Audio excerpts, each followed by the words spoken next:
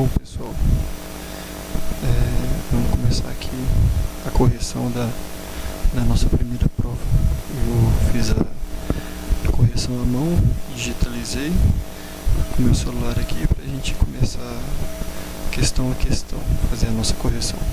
Bom, questão 1, como característica do ativo, podemos mencionar, essa questão foi feita e refeita em sala de aula, né? Bens, direitos, propriedades, exceto leasing financeiro, mensuráveis monetariamente, benefícios futuros e presentes. Essa parte do exceto leasing financeiro é porque o leasing ele não é de propriedade da empresa, mas os bens adquiridos por leasing, que é feito um contrato, né, não é a propriedade de quem está considerando ativo, mas todos os riscos, responsabilidades e custos correm por conta do contratante, por isso que é considerado como um ativo também para a empresa. Bom, questão 2. Pela lei das sociedades por ações, o lado direito do balanço patrimonial é denominado passivo. Isso hoje para a gente não tem mais dúvida. Para uma indústria, qual conjunto de contas é classificado no circulante? Banco, conta movimento, estoque, fornecedores e caixa. Porque nas outras não há contas que não são de circulante? A letra C, capital, é conta de patrimônio líquido. Na letra B, máquinas, é conta de ativo não circulante imobilizado. E na letra A, novamente, máquinas é ativo não circulante imobilizado. Questão 4. Deduções às receitas de vendas são: letra A, ajuste, pessoal, não pode ser considerado como despesa, nem perdas, nem custos. São ajustes porque são valores proporcionais às receitas que não são consideradas receitas apropriadas pela empresa. São apenas receitas que a empresa mantém, né? São valores que a empresa mantém, mas recolhe para o Estado em forma de tributo, ou então são valores deduzidos de receitas faturadas, mas que não entram para o caixa da empresa. Bom, questão 5. Uma empresa pagou em janeiro de 2010 o aluguel do galpão destinado à área de produção relativa ao mês de dezembro de 2009. Assinale verdadeiro ou falso para o julgamento a respeito dos efeitos que o lançamento correspondente ao pagamento do aluguel irá provocar. Então, a empresa pagou em janeiro de 2010 aluguel do galpão destinado à área de produção relativo ao mês de dezembro de 2009. Então, a despesa desse aluguel já incorreu no ano passado, não é despesa do exercício de janeiro, é um valor que fica a pagar no passivo, certo? Então, quando você faz um pagamento de valor a pagar no passivo, você diminui o seu passivo, retirando dinheiro do ativo, na conta caixa ou banco, conta movimento, em alguma conta do disponível. Então, primeira alternativa, um aumento das despesas? Não. Um aumento dos custos? Também não.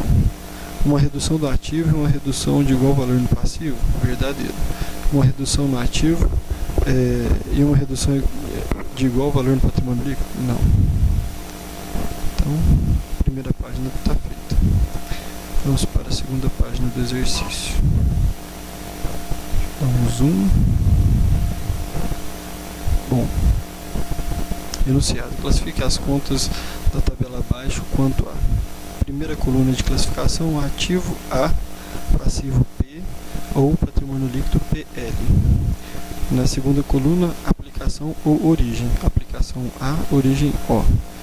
Terceira coluna, circulante C, não circulante N com tio e C. Na quarta, se for ativo não circulante, para classificar como realizável a longo prazo, investimento intangível e imobilizado. Bom, caixa é ativo, aplicação de recursos e é circulante. Banco, conta movimento, ativo, aplicação circulante. Duplicatas a pagar, passivo. Se é passivo ou patrimônio líquido, é origem e é circulante. Fornecedores, passivo, origem circulante. Promissórias a pagar, passivo, origem circulante. Clientes, ativo. A aplicação é uma conta circulante, porque será recebido no próximo exercício, nos próximos 12 meses. Aplicação financeira Ativo é uma aplicação e pode ser não circulante ou circulante. Se for não circulante, pode ser caracterizada como investimento. Então, quem que colocou circulante e deixou aqui na quarta coluna em branco, ou então colocou não circulante investimento, eu considerei as duas respostas. Imóveis, ativo, aplicação, não circulante e fica no imobilizado. Como aqui não houve complemento, a gente parte do pressuposto que foi um ativo de um imóvel de uso da empresa. Se fosse imóvel para aluguel, seria não circulante e investimento. Salários a pagar, passivo, origem circulante, contribuições de previdência a recolher, passivo, origem circulante, FGTS a recolher, passivo, origem circulante, duplicatas a recolher, a receber, pode ser clientes também, né? Ativo, aplicação circulante, estoques de material de expediente, ativo, aplicação circulante, porque estoque de material de expediente com material de escritório, ele não é detido para a gente consumir daqui 2 anos, então geralmente ele circula ao longo de um ano. Imposto a recolher, passivo, origem circulante, móveis e utensílios, ativo, aplicação não circulante e imobilizado, só pode ser imobilizado nesse caso. Veículos, como não é a concessionária, a gente não está vendo nesse caso, né? Aplicação, ativo, não circulante imobilizado. Ações de outras empresas, ativo, aplicação, não circulante e investimento. Se for ação para especulação, poderia ser caracterizado no circulante, certo? Seriam contas realizáveis de curto prazo, que a gente compra, mas vai revender no próximo exercício. Se alguém colocou essa opção, também considerei. Estoque de mercadorias, ativo, aplicação circulante, capital social, patrimônio líquido, origem. E aqui eu coloquei em branco ou não circulante, porque como contas de patrimônio líquido têm essa característica de serem fixas, permanentes, elas também podem ter sido classificadas por algum aluno como não circulante, mas de praxe a gente não coloca nada. Então vamos caracterizar ela quanto a circulante e não circulante. E aplicações financeiras de curto prazo, ativo, aplicação circulante. Sempre que a gente tem conta de ativo, são aplicações de recursos. Passivo, patrimônio líquido, origem, fontes de recursos. Questão 7. Certa empresa, no dia 10 de maio, tinha um patrimônio formado por caixa 15 mil, fornecedores 12 mil, clientes 4 mil e mercadorias 6 mil. No dia 11 de maio, realizou apenas uma operação em seu patrimônio. Passou a constar de caixa 9 mil, fornecedores 7 mil, clientes 4 mil e mercadorias 6 mil. Portanto, a conta caixa saiu de 15 mil para 6 mil, houve uma queda, uma redução de 6 mil no seu saldo. Nos fornecedores, houve a redução de 12 mil para 7 mil de 5 mil, então a diferença que houve de pagamento dos 6 mil para os 5 mil de fornecedores só pode ter sido, então, despesa com juros. Então vamos para a continuação dela aqui. Aliás, eu já estava com esse exercício aberto. Aqui, pronto. Aumentar a tela.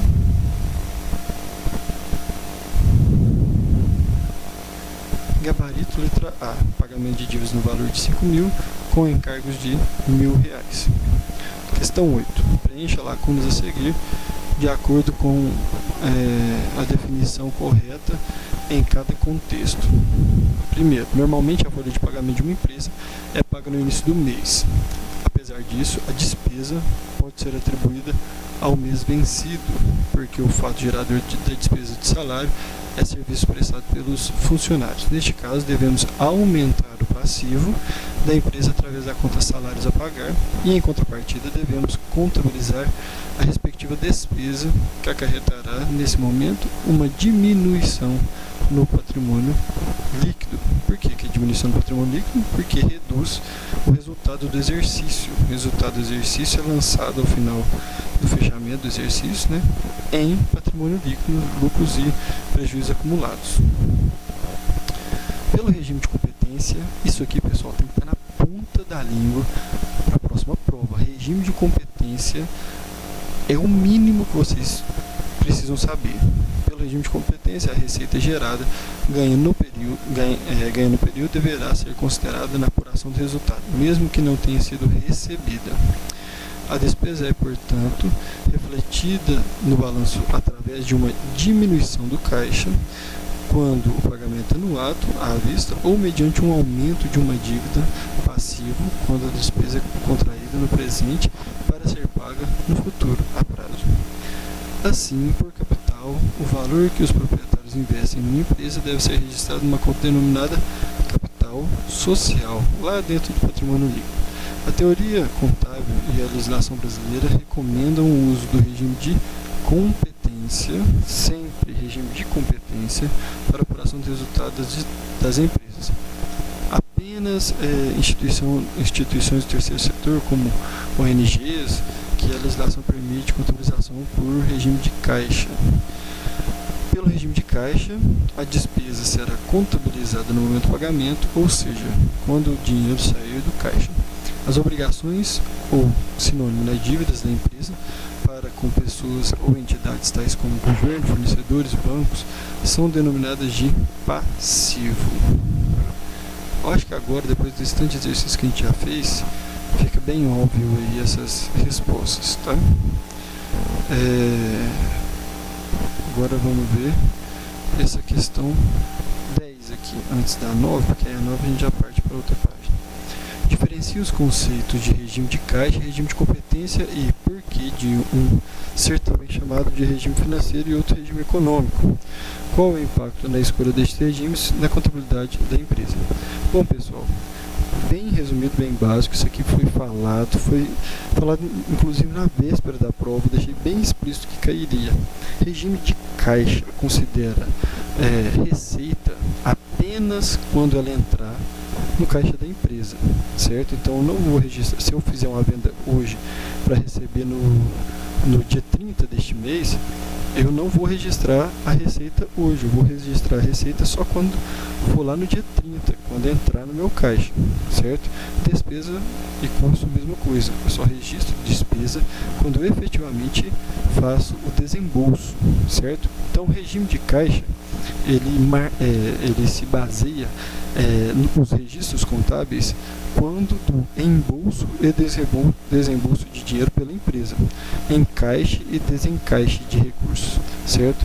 Quando realmente efetivo a transferência de recursos da minha empresa para fornecedores, eu considero a despesa, e quando eu realmente embolso recursos dos clientes para a empresa, eu registro a receita, certo? Enquanto que no regime de competência, a receita ela é realizada no momento em que a transferência de propriedade da empresa para o seu cliente, certo? Mesmo que a venda for feita, seja a venda feita à vista ou a prazo, eu já registro quando da efetivação do negócio, certo? A receita e a despesa e o custo, eles são registrados no momento do consumo dos recursos, certo? Então, se eu adquiro estoque hoje, eu só vou registrar ele como custo da mercadoria vendida no ato da venda, quando eu consumir aqueles recursos, certo? E outro exemplo, se eu adquiro material de consumo, material de escritório, de higiene e limpeza, e mantenho um estoque desses materiais, quando que eu registro as saídas do estoque? Quando do levantamento, certo, do inventário que a gente faz desses materiais e registra a diferença entre o valor que havia inicialmente e o valor final. Aquilo que foi consumido é registrado como despesa, certo? Bom, regime de competência, ele é sinônimo de regime econômico, porque ele considera, de fato, o regime de receitas e despesas pelos princípios contábeis, certo? A entrada de recursos, receitas e despesas, enquanto que o regime financeiro, como o próprio nome diz, ele se remete ao caixa apenas. O regime de competência, ele considera todos os fatos contábeis ocorrendo na competência mesmo, certo? Quando da efetivação do negócio, mesmo que a venda seja à vista ou a prazo, e quanto do consumo de recursos. Bom, qual é o impacto na escolha destes regimes na contabilidade da empresa? o regime de competência é o único aceito pelo imposto de renda, ou seja, se a empresa adotar o regime de caixa para contabilização de DRE, de balanço patrimonial, de demonstração de mutação de patrimônio líquido, isso vai ser invalidado pelos auditores fiscais. Mas quando você fala de demonstração de fluxo de caixa, acaba-se por utilizar ferramentas do levantamento de regime de caixa, certo? Apenas empresas do terceiro setor que têm a possibilidade de utilizar regime de caixa para prestação de contas ao fisco. Agora sim. Questão 9. Estruturar o balanço patrimonial da empresa MS em 31/12 do ano X0, dados em R$1.000. O ciclo operacional da empresa é de 15 meses. Bom, 15 meses. Então, tudo que circular no período de 15 meses é circulante. Aquilo que circular a partir do 15º mês, ou seja, valores a receber após 15 meses ou contas a pagar após 15 meses, são considerados não circulantes. Aí, já deixa eu passar aqui para onde está a resolução. Lá na página 6.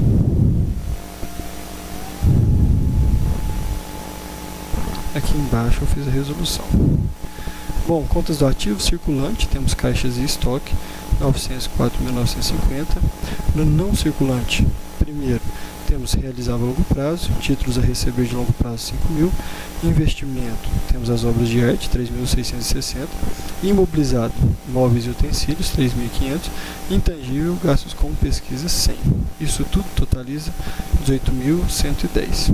No passivo circulante, temos fornecedor, 2.000, salários a pagar, 3.250, imposto de renda a pagar, 900, contas a pagar, 100, provisão para férias a pagar, 1.000. Já dentro do não circulante, exigível a longo prazo, temos financiamento bancário, 5.160. Por fim, no patrimônio líquido, recursos próprios, capital de 4.000 e lucros acumulados de R$ 1.700. Isso tudo somado, do lado direito do balanço patrimonial, temos 18.110. Lembrar sempre que aqui foi mais um rascunho, mas a gente deveria anotar o nome da empresa, empresa MS, salvo engano, MS. Deveríamos, além disso, citar a data de fechamento, que é 31/12 do ano X0, e dizer que está em R$1.000. Isso aqui ficou faltando na minha resolução, mas acabei de dizer para vocês. 4 informações essenciais que a gente tem que dizer como cabeçado de qualquer demonstração financeira. Qual que é a razão social que a gente está analisando, a entidade, qual que é a demonstração, que no caso é o balanço patrimonial, qual é o período de análise e em que unidade de conta está demonstrado.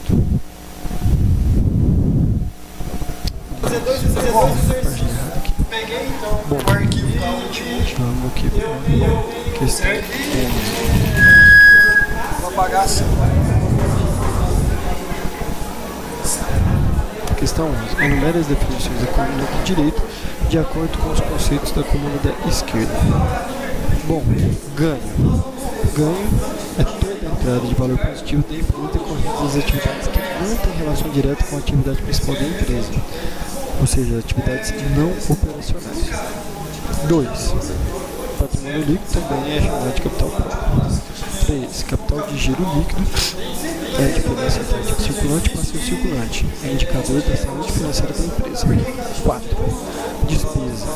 Despesa é todo gasto que é necessário de se incorrer para fazer com que a empresa gere receitas, além daqueles diretamente relacionados com a produção. 5. Intangível. São bens incorpóreos, ativo invisível, impalpável, destinados à manutenção da empresa, ou seja, que trazem benefícios presentes ou futuros para a empresa. Exemplo é o goodwill. 6. Capital social. São recursos aportados na empresa pelos próprios acionistas e sócios, também chamado de capital nominal. 7. Ativo. É a aplicação de recursos da empresa, seja em bens ou direitos.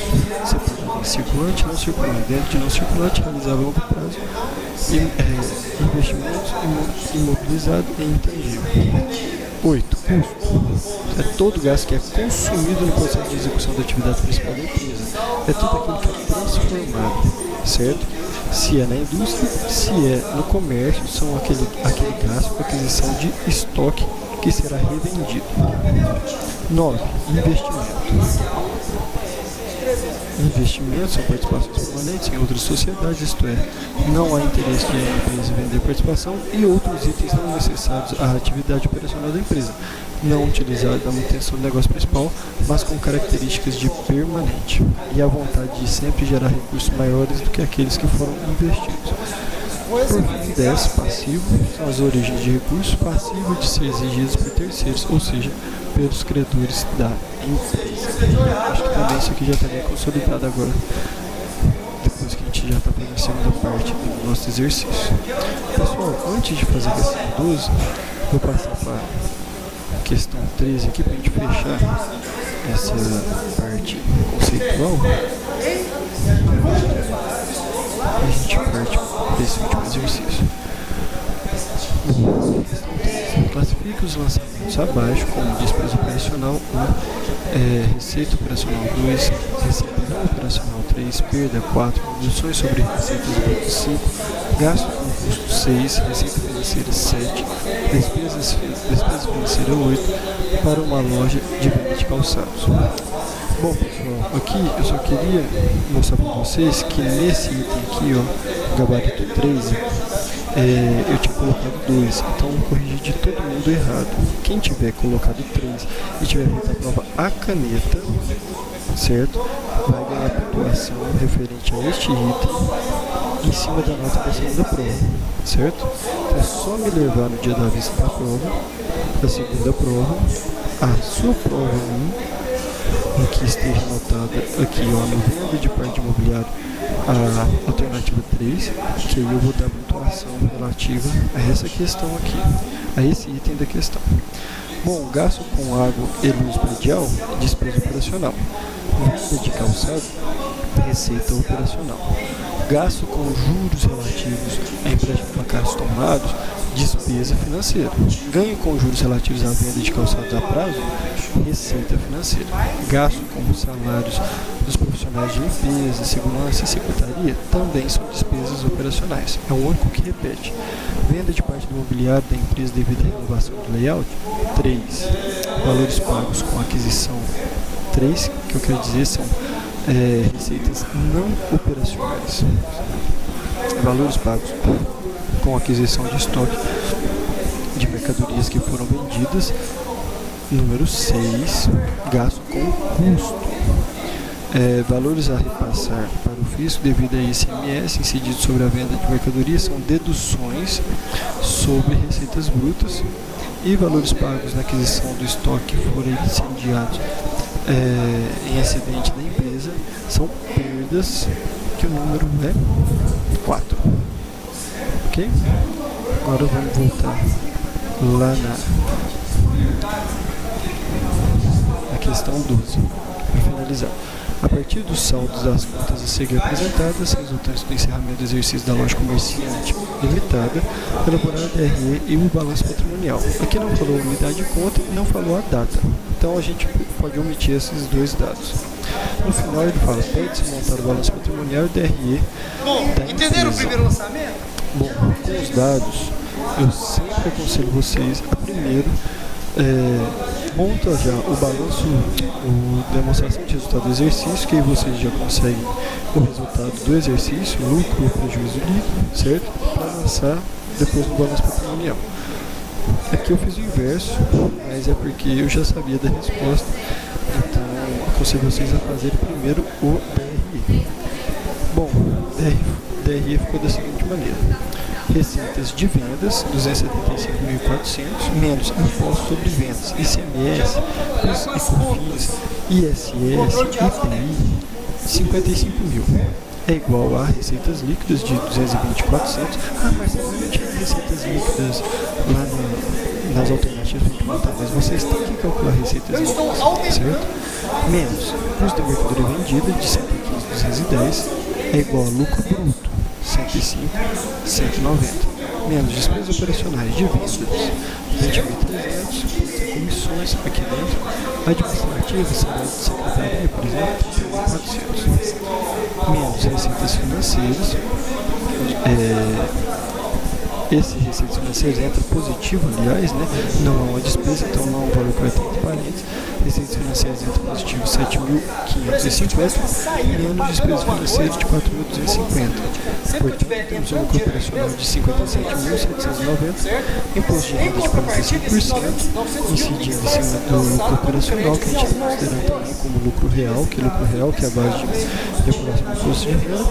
Temos R$26.005,50 deduzindo os 57.790, sobra o lucro líquido de R$31.784,50.